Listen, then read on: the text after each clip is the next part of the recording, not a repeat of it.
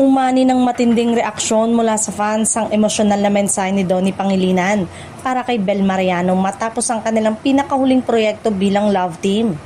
Para sa maraming tagahanga ng Don Bell, tila may mabigat na kahulugan ng naturang mensahe, lalo na't kumakalat ang balitang ito na raw ang huling pagsasama nila sa isang proyekto.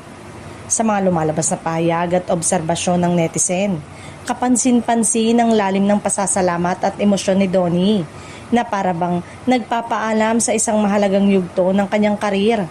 Dahil dito, hindi maiwasang isipin ng fans na ang posibleng mag-move forward na ang dalawa sa kanilang individual path. Kung sakaling totoo, isa itong malaking pagbabago sa kanilang karir.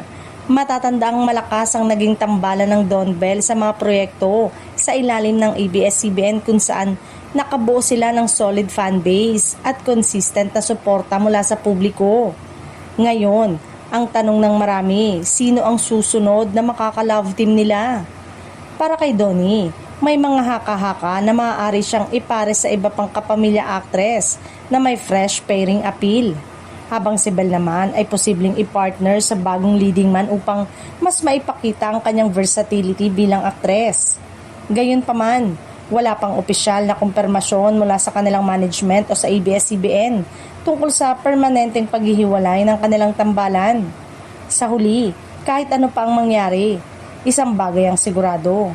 Naiwan ng Don Bell ang marka nila sa puso ng fans at kung sakaling maghiwalay man sila ng landas, maaaring eto rin ang simula ng mas malawak na oportunidad para sa kanilang dalawa bilang individual na artista.